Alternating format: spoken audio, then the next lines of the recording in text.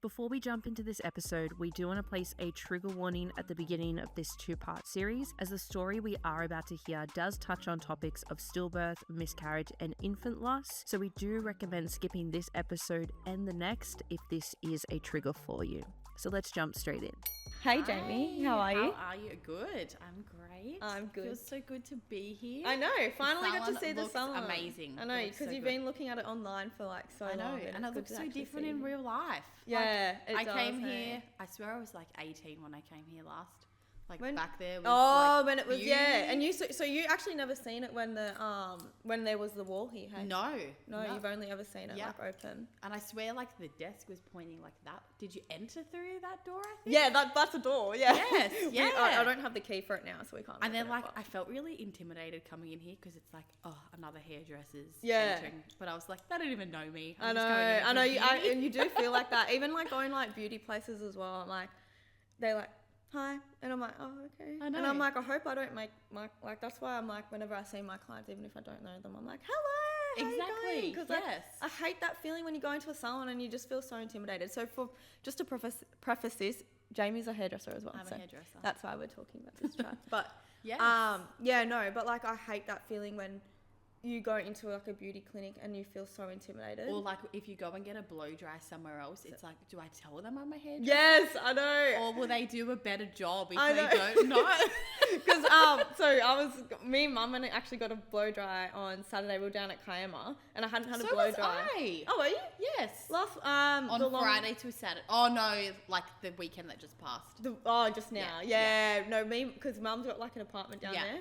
Yeah, and we went down there and we got a blow dry, and because I just could not be bothered washing my hair, and I had to do Mum's hair, and it's my day off, and I'm like, oh, and then I'm like, we'll just go get a blow dry, and then I can just style it for her. Exactly.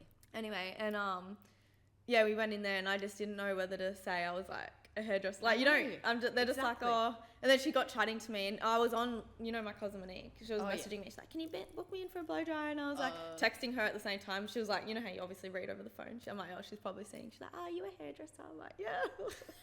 It's so awkward. I don't know why. And it's even sometimes you're like, are you an apprentice doing my hair? Or are you like really good at?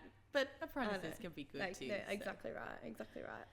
So tell us a little bit about what you're doing at the moment. So I actually worked in Penrith when I was an apprentice. So I did my apprenticeship here, just literally down the road. So I actually miss Penrith. It's nice to come back here, although I'm only like 35 minutes away. Yeah, now. Is that how long it takes you to get? Do you go down the motorway? Or do you I go down the M7. Oh yeah. I'm near Rouse Hill, so it's easier just to come.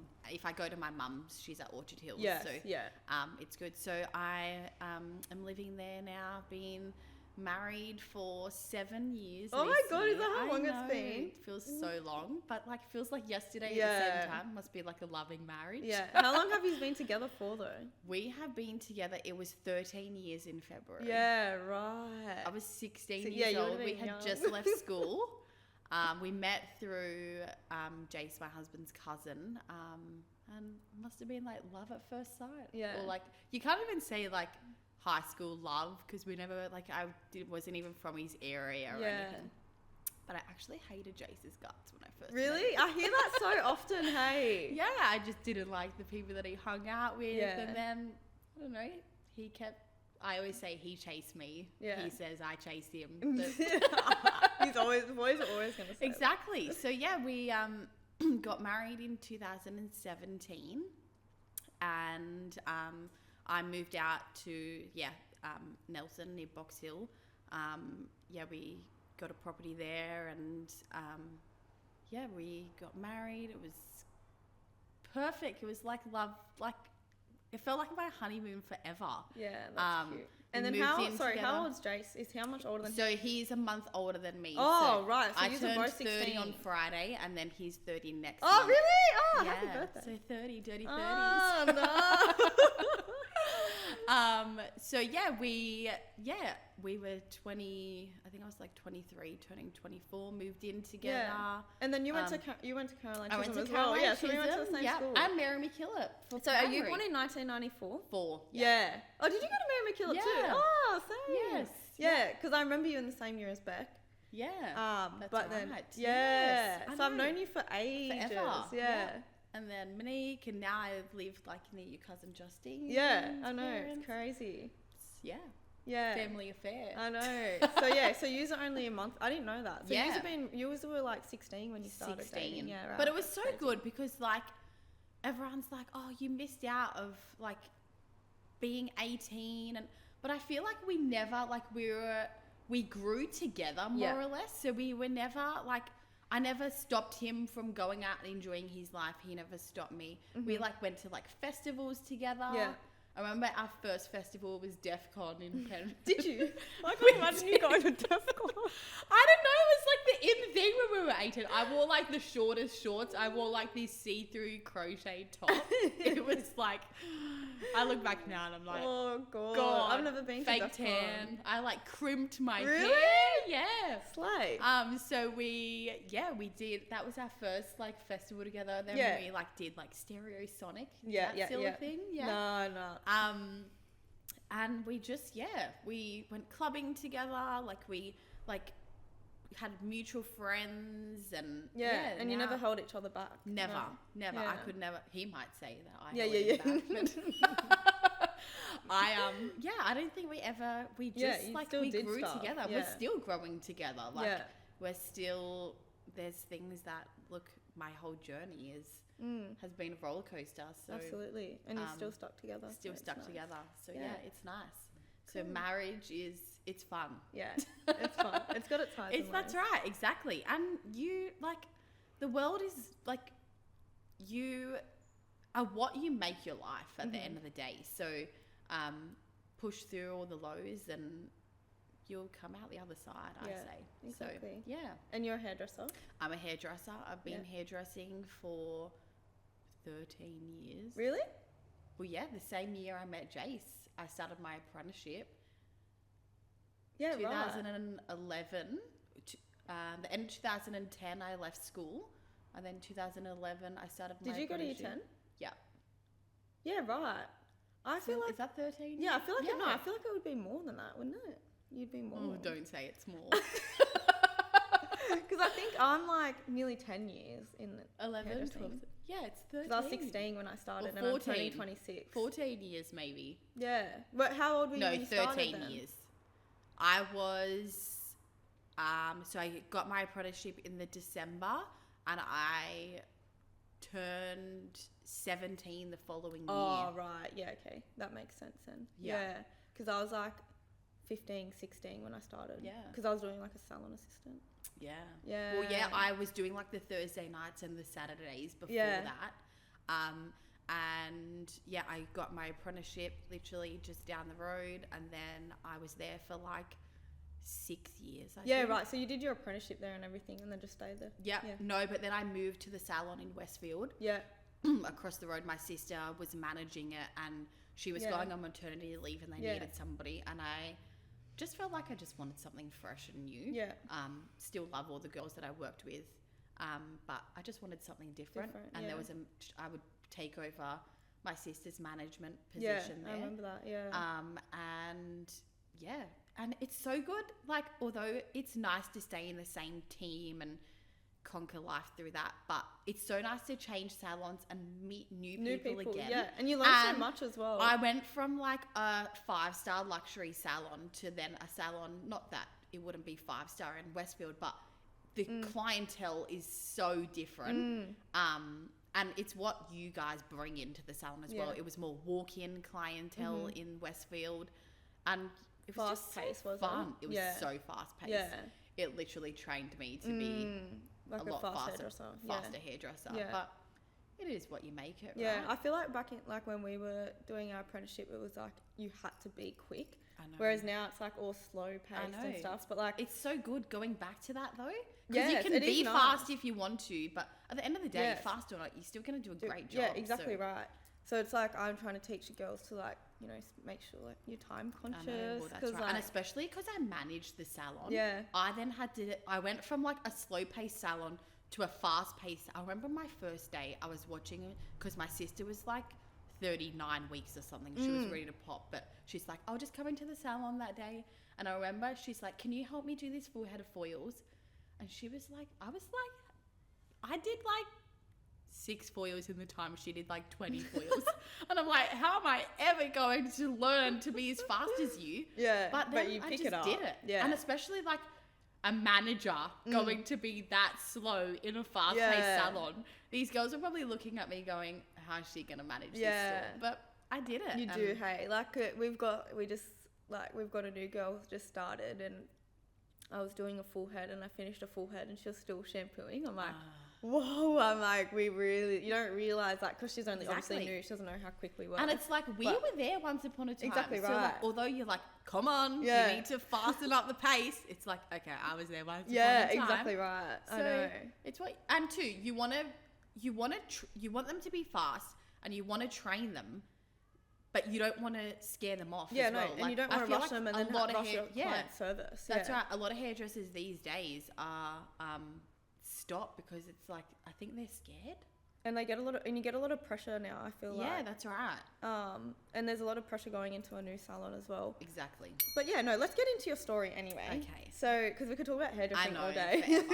But hey, it just shows it's a great career. I know, it is. So yeah, we got married in 2017, September it was, and we were enjoying life. We never actually really talked even about having kids. We were just like enjoying it. We always wanted, like, we knew that. You knew you wanted them, wanted kids, but we were just like, it is what it is. And I always went into, like, I never even really spoke to my mum, like, about pregnancy and stuff.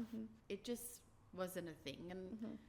And I remember it was like the December, and we were like, let's have kids. Let's start a family. So we started trying in December, and I fell pregnant first go, and I was like, oh my God. Is this a December after your wedding? Yeah, right. September, December. Yep. So I must have fell pregnant in December, found out I was pregnant in January. Yeah. And I remember I was like, oh my God, when I did the test. My Jace was on night shift that night. And I was like, do I call him? I was like, nah, can't call him. I'll just wait till he's home tomorrow, because then he worked night shift that night. So then I had to leave to go to Penrith the next morning, and I'm positive that was a Thursday. So I wouldn't have got home till like 10 o'clock at night. And I'm like, how am I going to get him up? So I had this plan. We had chickens. We still have chickens. And I was like, I'll make her in the morning. I'll like do a sign, like I'm pregnant with the thing. And I'll wake him up in the morning before work and make out like the chickens have gotten so he would get out of bed. And he's like, oh my God, really? I was like, yeah, I've got to leave for work. Can you just come out and make sure that they're okay? Anyway, he came out and he's seen the sign. Oh, I'm pregnant. And it was like, it was so happy, all smooth sailing. And then I think the next day I went for like the whole blood, because you go for the blood test. And I remember, like, so when you fall pregnant, I'm not sure if you're aware, you have like HCG levels. Yep. So the higher the HCG level, that's how they determine how far weeks you are. And my HCG levels were really high. Anyway, then I was like, I had to wait to see an obstetrician in that time after. And I was like, oh my God, that could mean it's twins. Oh, right. But I was like, it's okay. Like, do you have any twins in your family? Yeah, my grandmother is a twin. Really? And my great-grandmother had 2 sets of twins. Oh, really? So it's fully in the genes. Yeah.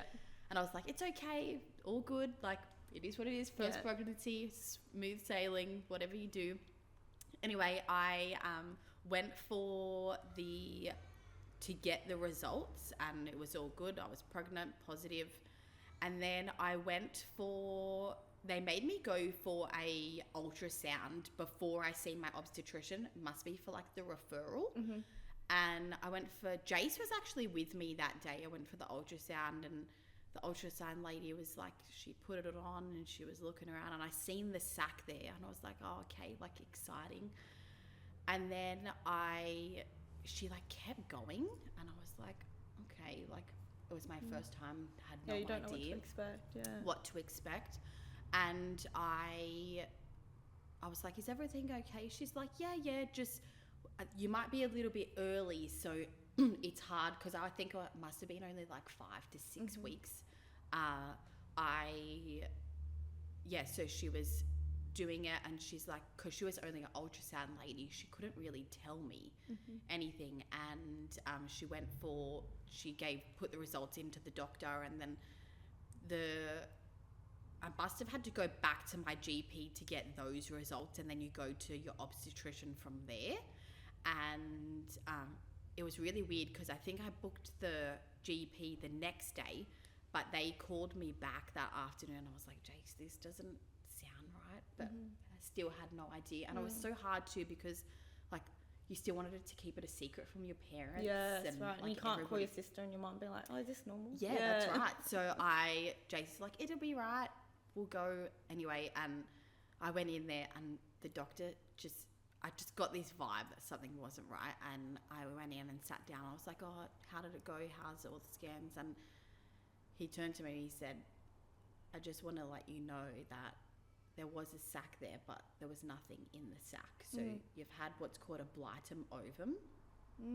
Wow, I've never even heard of that before. So it's where your body thinks that you're pregnant, but you don't, there's nothing in the sac. So it's either like a miscarriage or a blightum. He's like, have you been feeling pain or bleeding? I was like, nothing. He's like, yeah, because your body is telling you that you're pregnant, but there's nothing there.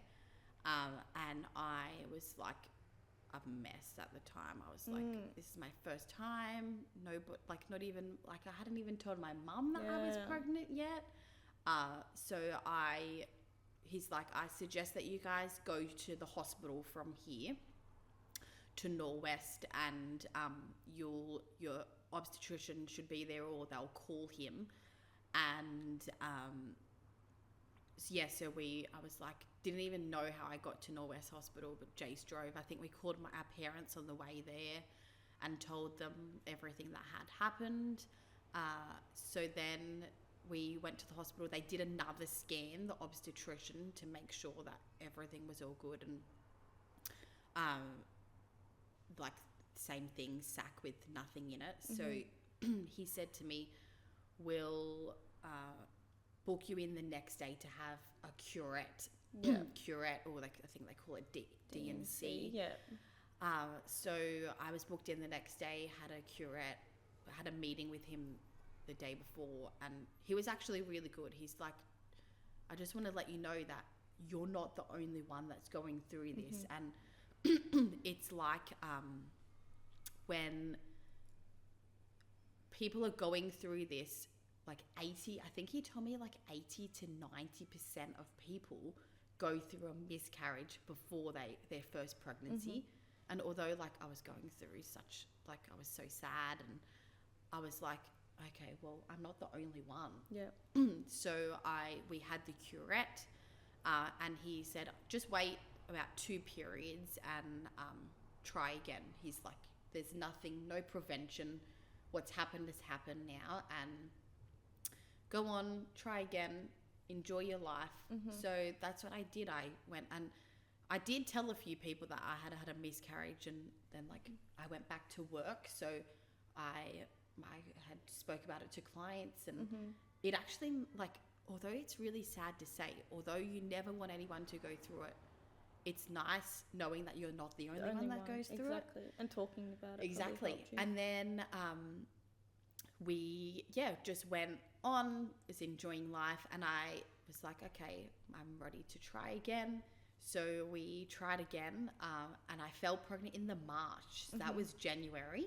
Yeah, right. So literally on that second fertile. period, I must be very fertile, or him, one of the two. So we went and we fell pregnant. I went back to that same obstetrician. So that was March 2018. Everything was going good, feeling good, was getting bigger. I would like take like the photos each week of like the size that it would be in fruit. And how early were you when you found out? I think with that one I was like 6 weeks, 5 to 6 weeks, because like you miss the period, and then it's like, okay, I haven't got and I'm quite regular, so I was like, okay, this is it. So yeah, went back to the obstetrician and he's like, all good, everything. So we did the first ultrasound and there was something little in there. Oh, so cute. that was like a sigh of relief. But I knew that like just wait until after that 12 weeks. Like, yeah, were you still feeling anxious at the time, or did you feel a little bit more certain? I think I was a bit more certain because I seen something. Yes, like it wasn't just a sac. There was some. It had a strong heartbeat. Yeah, so it was good. It was. Then we announced it to our families. So it was like one of the first pregnancies that we got a like proper announcement.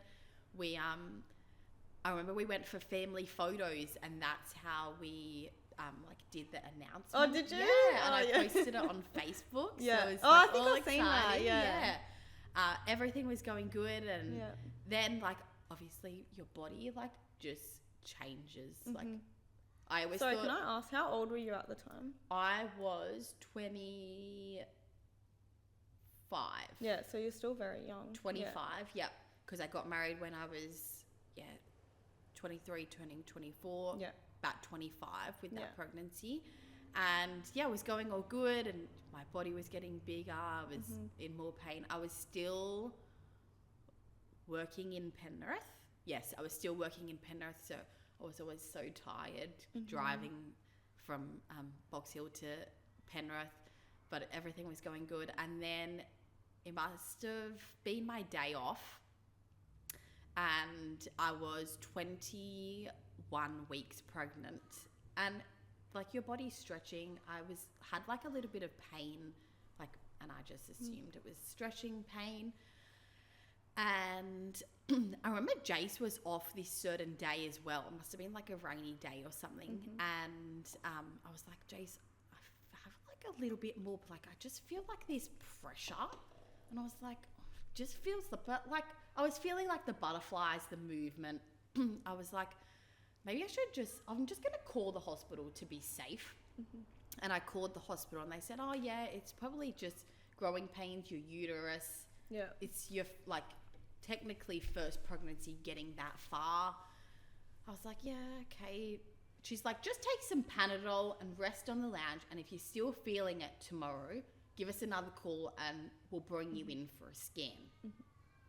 So I remember Jace left. He went to like his mum's or something, and I was laying on the lounge. I was like, oh, I still don't feel right. And I went to the toilet, and I was like, the pain was easing a bit because of the Panadol, but it was, and I was like, you know what, it's just probably like an off day. Everyone that I had spoke to, in your pregnancy, you have off days. Yeah, and I feel like when you're going through pregnancy, your body's going through so many changes already. Like, how do you know what's normal and what's not? We don't know like, what's normal. Yeah. That's right. So I was like, I'm probably just over-exaggerating. I've taken the Panadol, went to the bathroom. I got up, and I just felt like this pressure.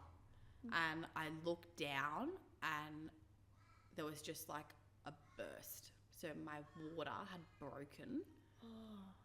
And I was like, I laid on the ground. Luckily, I had my phone next to me. Yeah. And I was like, nobody is here with me. I called Jace screaming, and I was like, I remember the first thing I said to him was, the baby is coming. Because, I don't know, I actually didn't even think that's my waters. I just thought now something had broken and the baby was just going to come then and there. And I was laying on the ground, and he's like, I'm coming home. I'll call the ambulance. So he came home. His mum was with him, and the ambulance, I remember I got his phone, and the lady, she's like, just let me know what's happening. And I had to tell her everything that I was feeling, and there was just water everywhere. And I was like, oh my God, like I just couldn't believe what was happening. But I was like, you have to be strong, just listen to what they're saying. Got in the ambulance, went to Norwest Hospital, and my water had broken. Were you in a lot of pain, or was it just more like pressure? The pressure. Yeah, right. Just the pressure. But I think because I was like under so much like suspense and stress, you didn't even think about that pain. Yeah, you just like thought, oh my God, is adrenaline. my baby okay? Yeah. Like, I couldn't feel anything, and I got in there, and my obstetrician came, and he's like, your water has broken, but you've got like 2 layers of your lining when your water breaks, and he said the second layer is still there. It hasn't fully broken. And I was like, okay. So I he's like, so the baby was all good. It was still kicking around. There was still a little bit of water. He's like, you're on strict bed rest until you have this baby. So I could literally only get up unless I had to go to the toilet. And you're only, 21 weeks? I was only 21 weeks, so I still had I remember half of my pregnancy to go through. I was like, I can do this. I'm a woman. I'm tough. I can just keep going. And he said, once you get to 24 weeks, then you'll go into more of a higher risk, like a Westmead children's, just because from 24 weeks, a baby is viable. Yep. At that point, it wasn't viable, so I had to just do everything I could. And a week went by, so it must have been 20 weeks. So a week went by, so it was 21 weeks, and it was all going good. Jace would stay with me. People my family would come and see me. Nobody else really came and see me because my water had broken. I'm prone to infection, so I had to be careful of what I did, and even going to the toilet. And so I was just laying there in the hospital for a week, and I remember it was a Saturday. It was the day before Father's Day, actually, and I was feeling a bit more pain that day, especially in my back, and I was like, oh God, here we go, something else. But they're like, oh, everything's looking good. It is what it is. And you're at the hospital at the I was time, at the hospital, so if anything happened, it was going to happen there. There was no chance of me going home, so that was a good sign, really. So Jace came that night. I remember we had pizza and played Uno and did what we could in the hospital, right? So he stayed that night with me because it was Father's Day the next day, and how horrible, your wife's in hospital, it's meant to be an exciting time. And I woke up the next day and I said to Jace, I have to go to the toilet, I'm feeling a bit more pressure. And I went to the toilet and I was like, I can feel something. And I was like, Jace, call the nurse, something's not right, I can feel something and I'm not feeling as much movement anymore. And I remember the nurse came and I was sitting on the toilet still, and she looked and she's like, that's your umbilical cord. So she's like, you have no choice but to deliver this baby today. It was Father's Day, and I was like, what do you mean? I was like, everything was going good. And she's like, this can happen. It's what's happened, and we have to take you into the birthing suite, and because once the umbilical cord comes, then that's the oxygen to the baby. So there's no oxygen. So my family, Jace called our family, and our family came, and they had to do something to induce me. So I delivered it naturally. And so that was about 8:30 in the morning, and probably by 10, I was down in the birthing suite. They gave me something to induce, and I delivered a little boy. So his name was Noah at 21 weeks. And I never even knew anyone who had been through a loss that far in their I was 24 to 25. I was like, that nothing can compare to the loss of your like your child, our first child. So you would have literally like just thought everything was fine, and then all of a sudden they're just debriefing you and would have had to tell you that you're going to lose the baby, and then you would have had to go on in and then into the birthing suite. So that would have been such a roller coaster for you guys. The biggest roller coaster, and I was like, and at the time, and then it felt like my family were all there within like 5 minutes. That's Maltese family. I was like, all these people are here. How did they get here so fast? But they would have got a helicopter or something. Seriously, how did my family get from Orchard Hills to Norwest in 5 minutes? I look back at it and I'm like, Mum, how did you get here so quick?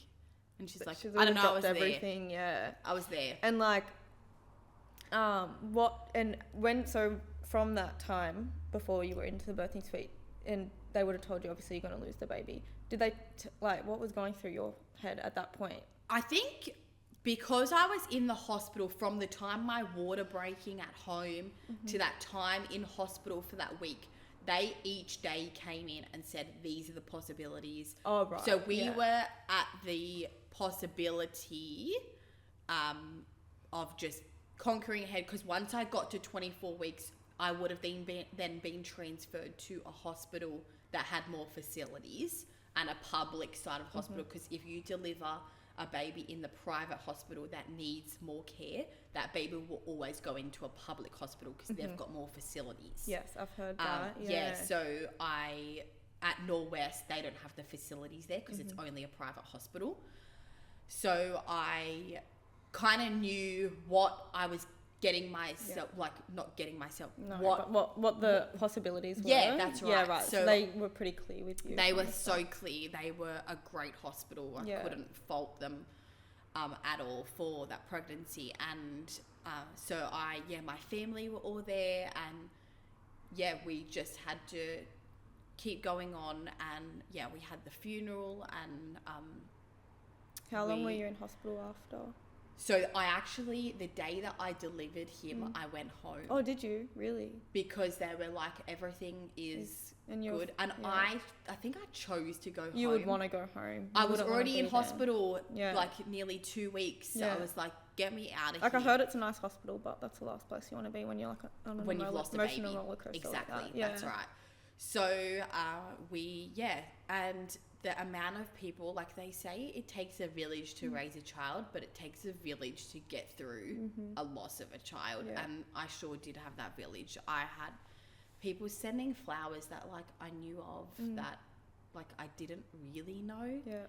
And all my friends came to see me, and I just had the best support I could have ever thought of. Did you find it helpful that all your friends are coming, or did you find it overwhelming? I did find it helpful, but I have to admit, I think it was just what I was going through. Those friends that had kids already, I have to admit, I think I resented them. Yeah, because you were emotionally going through. Yeah, because I was like, not that I was like, I can't even say I was jealous of them, because I have always been so happy for everyone that has kids, and having children would have to be the best thing that a human could go through. I always thought that marriage was the best thing ever, but having kids was the best thing ever. And even though going through a loss, he's still my child. I still... Exactly right.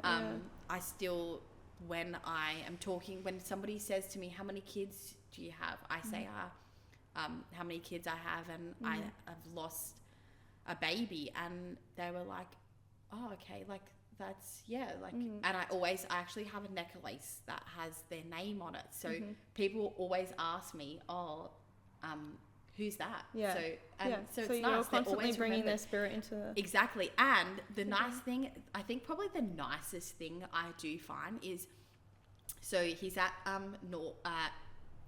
Castlebrook Cemetery, and the amount of people that would just send me a message that they've sent flowers. Nice. Just gone there. Yeah. Oh, give that's flowers. Really lovely. I was like, wow. They really are never forgotten. And Jace, actually, after we lost Noah, he went, he redid like a historical truck, and it was, just think of like a little boy's Tonka truck.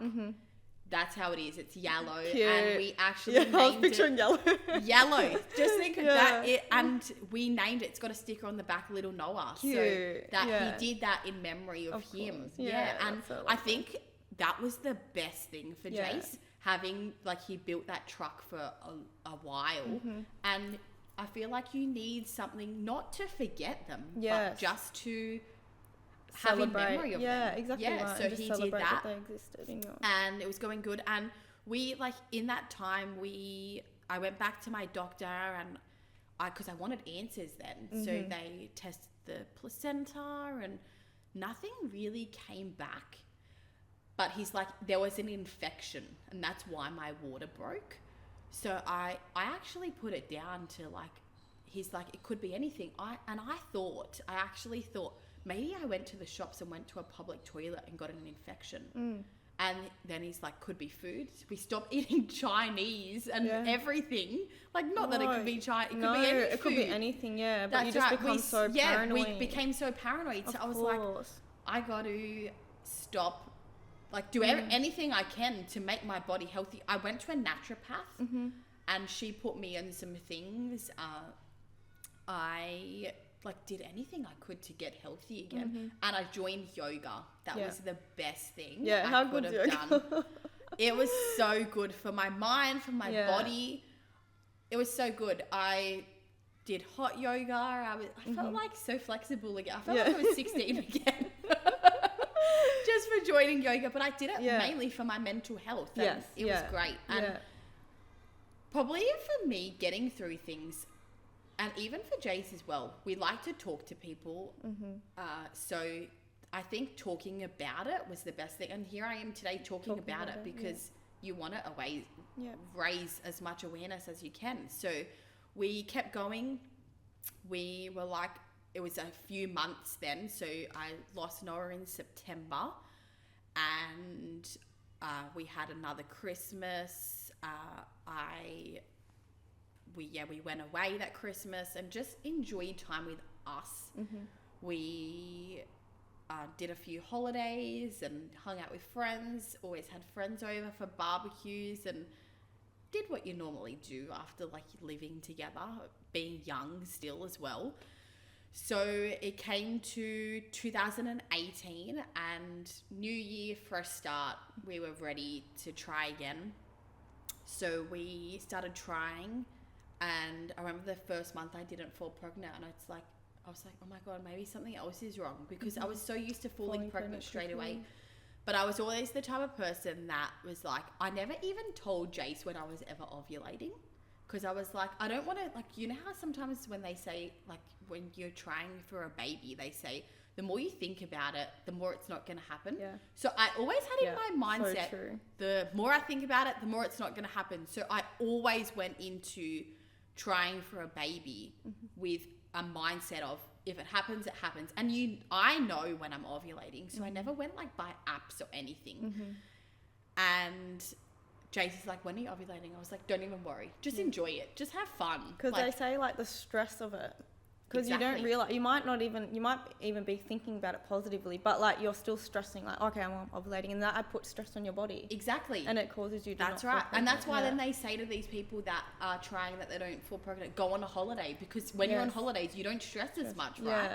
So I was like, just don't stress about it. It is what it is. And the second month came and I fell pregnant. So that would have been because I was due in October for that baby. So it would have pregnancy. So it would have been like January or February that I fell pregnant.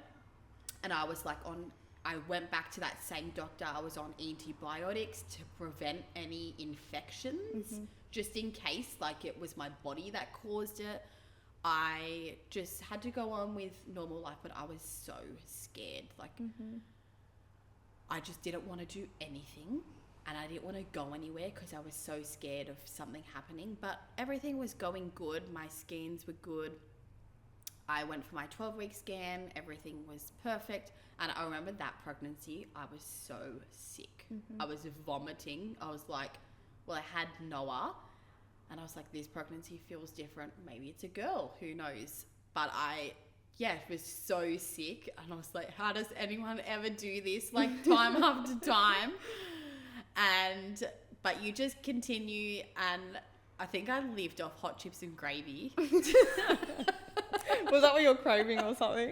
That's so Hot funny. I love chips hearing and weird gravy. pregnancy cravings. But then I would eat the hot chips and gravy and then vomit like no tomorrow within 10 minutes because I was so sick.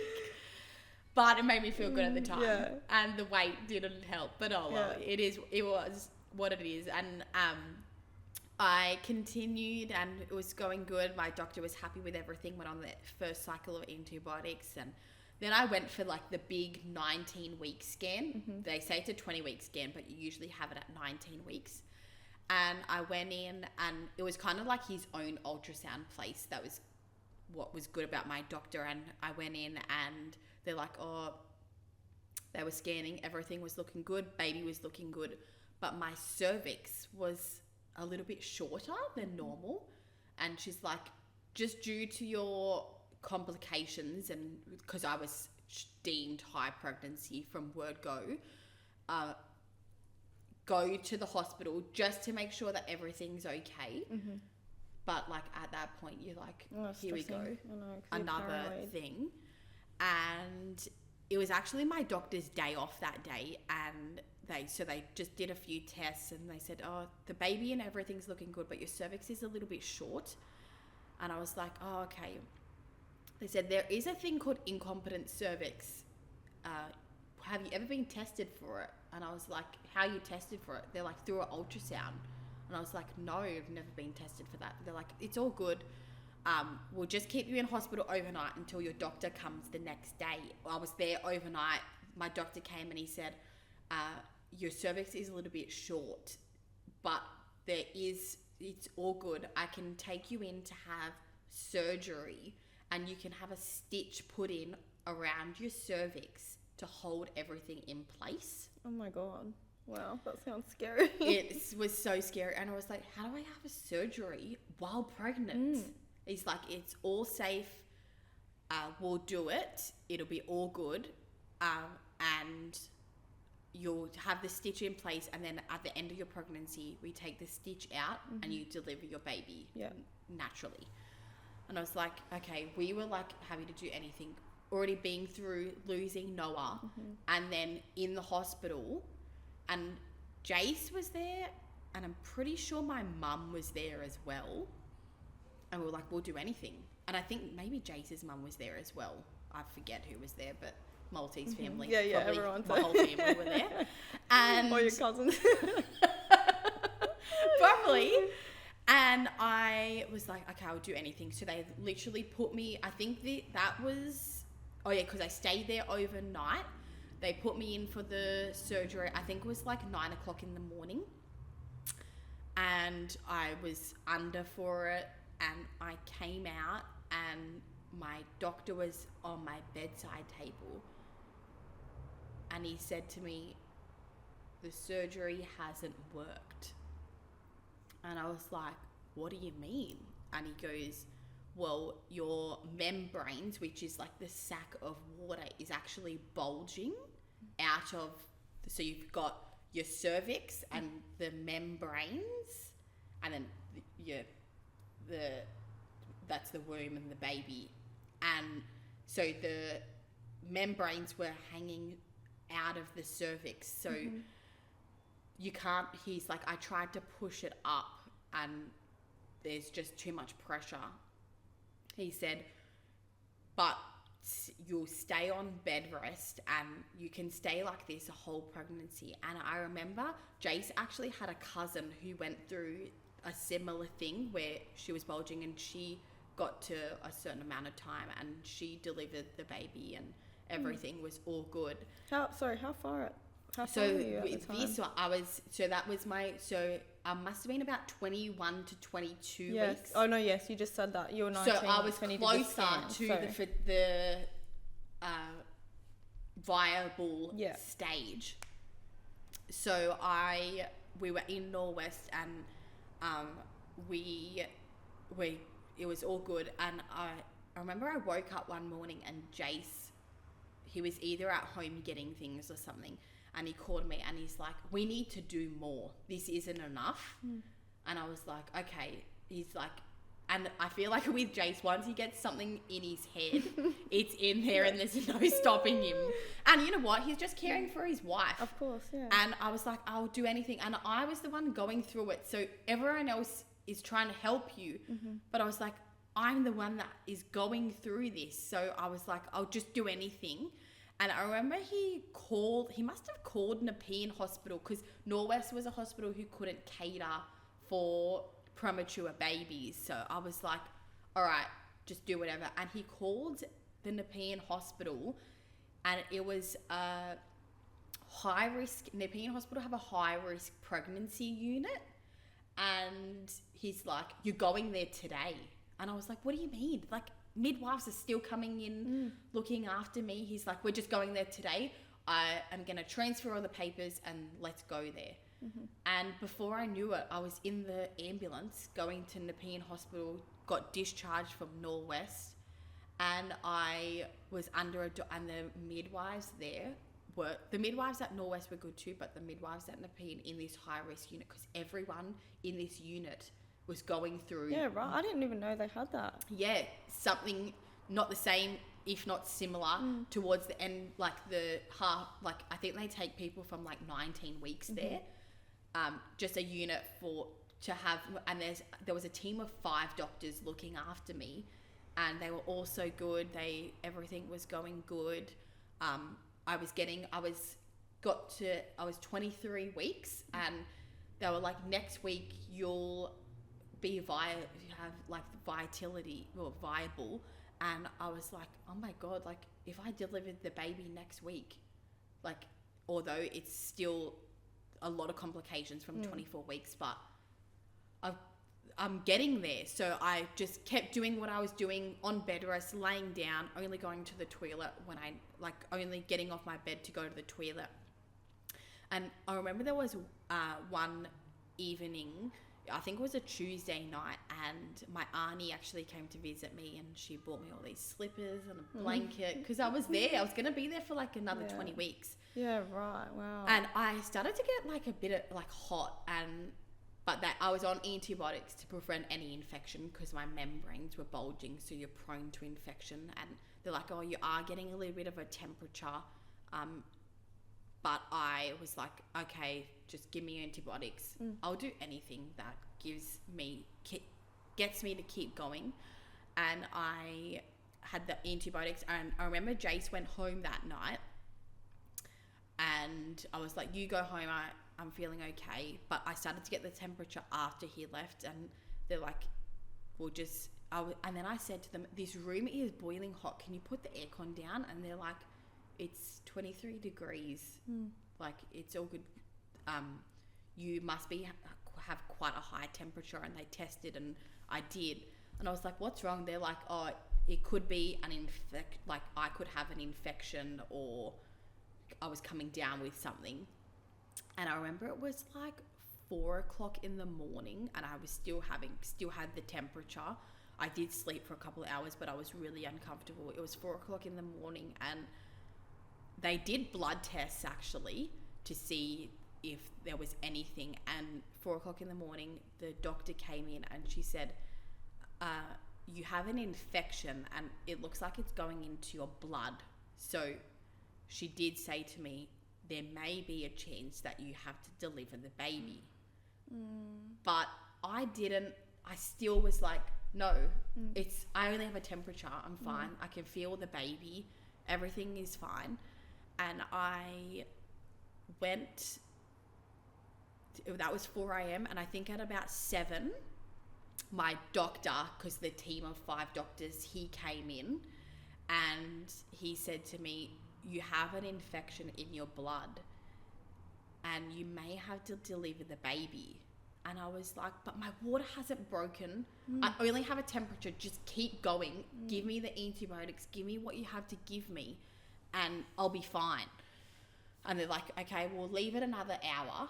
And in that, I called Jason. I said, come to the hospital, because I have they think I may have an infection in my blood, and I just want you to be here. But they still sounded positive. And I was like, I'm going to keep going. I already had like this strong mind. I'll do anything. And then Jace came to the hospital. He was there again. I swear he was there within like 5 minutes. But I was like, okay, keep going. And then I started to feel a bit more sick, but I was like, I can still feel everything. Everything's all good. Have the antibiotics and I'll be fine. Jace came and my doctor was there within like 5 minutes after. So he came at the perfect timing, and my doctor came in and he said to me, you're septic. So I had an infection in my blood, and he said to me, if you don't deliver this baby as soon as possible, you will end up in ICU. And I don't know if he said, I can't remember, but I swear, I think maybe I knew once you're septic, that's life or death. So he's like, it doesn't look like it's contracted to the baby, but if we don't deliver this baby, you can potentially die. And I was like, this can't be happening, like, again. And I remember it was my mother-in-law's birthday that day. And I just called Mum and my mother-in-law to come, and I was like, just come to the hospital. I don't know what's happening, but they're saying I think I have to deliver the baby. And then he's like, I'll go check some more tests. And he came back and he's like, you have to deliver the baby as soon as possible. You're getting really sick. And if you don't, there's just no time. Like, not that you don't have a lot of time, but we need to try and make you better, more or less. So I was like, I turned to Jace and I said, we have to deliver this baby. And he was like, I think we just looked at each other and we were just like, what's going on? Like, because it's such a short time frame. Such a short time frame. Everything was fine. And I think I wanted to push through too, because I remember with Noah's pregnancy, when I was in the hospital, I must have had I got to a day where I had a crap mindset. And I remember my sister actually came into the hospital and she said to me, at the time her brother-in-law was going through brain cancer and he was getting treatment overseas. And I remember she turned to me and she said, there is no giving up here.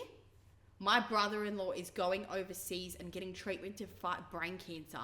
There is no reason. And I was like, I just looked like I was a mess. And I just looked at her and I was like, if everyone can fight everything else in life, I can fight this. And I think that's why I had that mindset of although I was so sick, I was like, I have to go through this. I have to keep pushing.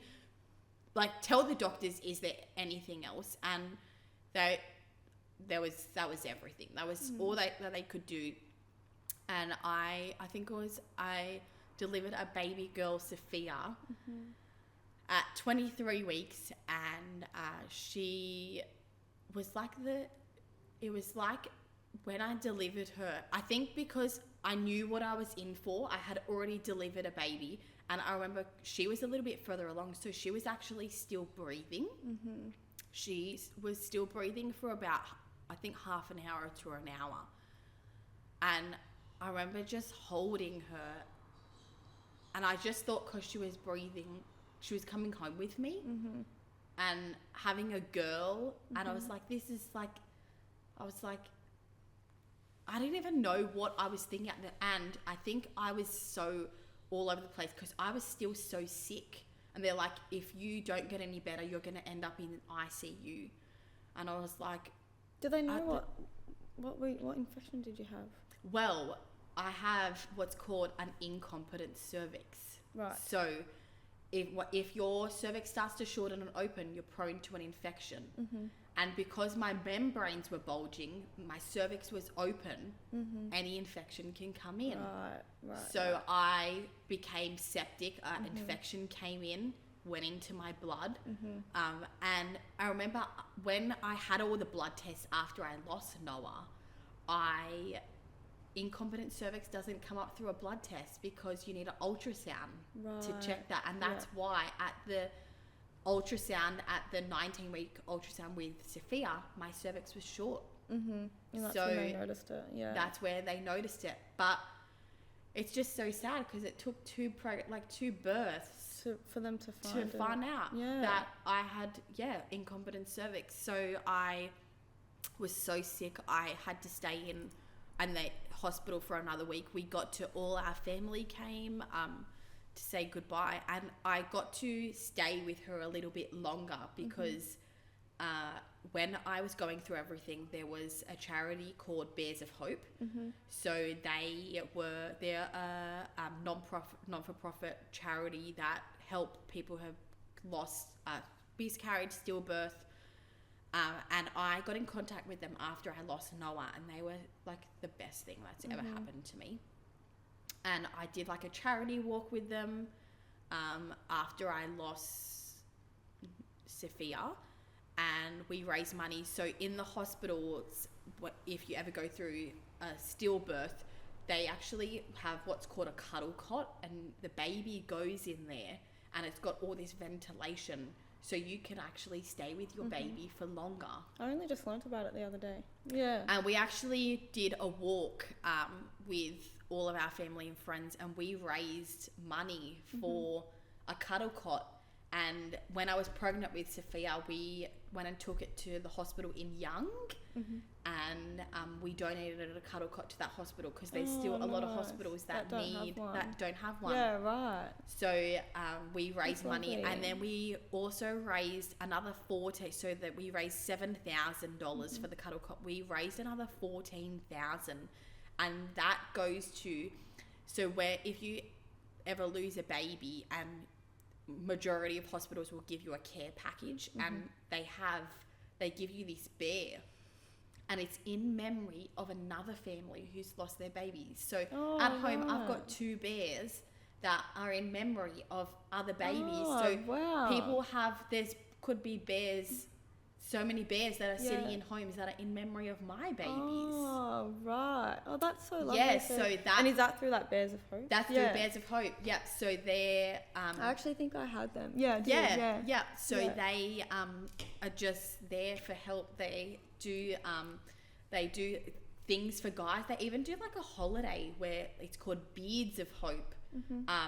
And they do charity. I think it's in like August, where guys can grow beards in memory of babies and raise money that way. So they were awesome. And so I actually had a cuddle cot for Sophia, so she could be in the room with us for longer, but it just felt like 5 minutes. It felt like I was so sick at the time as well. And I remember my mum looking at me, and she's like, "Are you okay?" And I was like, "Yeah." I was like, "Just where's my baby?" And she's like, "She's here next to you." But I must have just been so sick and under so much medication that I didn't even know what was going on. And then I stayed in hospital for another week because the infection was so bad. And I remember a midwife came in, and she said to me, if you don't get any better, you'll end up, they might just have to put you into ICU to make you better and stronger, I guess. But the medication was starting to work. I think I went home on like the Tuesday or Wednesday, and then I was back to planning a funeral again. Like it was so horrible. And they're side by side at the cemetery. So we had to have another funeral because she was past 19 weeks. And I remember I went home after losing her, and I was like, how can you, like, miscarriage, stillbirth, and how, like, am I still living? Like, but I just think I had that mindset of you just have to keep going. And I remember after I lost Sophia, I think I went back to work after like 2 to 3 weeks, because I was like, I just need to keep going.